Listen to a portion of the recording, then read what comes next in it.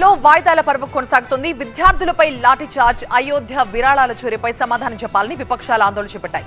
విపక్షాల ఆందోళన మధ్య సుప్రీంకోర్టు జడ్జిల సంఖ్య పెంపు బిల్లుకి లోక్సభ ఆమోదం తెలిపింది. అమిత్ షా పార్లమెంట్కి ఎందుకు రావడం లేదని కేసీ వేణుగోపాల్ ప్రశ్నించారు. పార్లమెంట్లో వరుసగా మూడో వారం విపక్షాల ఆందోళన కొనసాగుతోంది. జంతర్ మంతర్లో విద్యార్థులపై లాఠీచార్జ్, పెల్లెట్ గన్స్ ప్రయోగంపై కేంద్ర హోంశాఖ మంత్రి అమిత్ షా సమాధానం చెప్పాలని విపక్షాలు అటు లోక్సభ ఇటు రాజ్యసభలో ఆందోళన చేపట్టాయి. అయోధ్య విరాళాల చోరీపై సభలో చర్చించాలని ఎంపీలు నినాదాలు చేశారు. విపక్షాల ఆందోళన మధ్య సుప్రీంకోర్టు జడ్జిల సంఖ్య పెంపు బిల్లుకు లోక్సభ ఆమోదం తెలిపింది.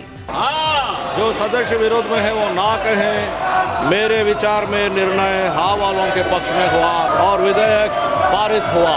మూజువాణి ఓటుతో బిల్లుకు లోక్సభ ఆమోదం తెలిపింది. సుప్రీంకోర్టులో జడ్జిల సంఖ్యను 34 నుంచి 38కి పెంచేలా ఈ బిల్లులో ప్రతిపాదించారు. అయితే విపక్షాలు సభలో ఆందోళన కొనసాగించడంతో లోక్సభ మంగళవారానికి వాయిదా పడింది. పార్లమెంటుకు అమిత్ షా ఎందుకు రావడం లేదని ప్రశ్నించారు కాంగ్రెస్ ఎంపీ కేసీ వేణుగోపాల్. విద్యార్థుల డిమాండ్ ఎందుకు పట్టించుకోవడం లేదు అన్నారు. అయోధ్య విరాళాల చోరీ చాలా ముఖ్యమైన అంశమని, దీనిపై చర్చ జరిగే వరకు సభలో విపక్షాల ఆందోళన కొనసాగుతుందని ప్రకటించారు. Home Minister has to come to the House and explain about the atrocities against the students. Why Home Minister is not coming to Parliament? Why is running away from the Parliament? What is the reason? Every session you can see that every session Home Minister was very active. Last 2 years we can see that every session, Parliament session, whether it is his bill or any other's bill, he used to be active. But this session he is not even coming to the Parliament, coming to the Lok Sabha or Rajya. Till now atrocities against the students are going on.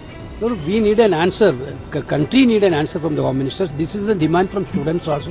This is the demand from parents also. Entire opposition asking an answer from the Home Minister.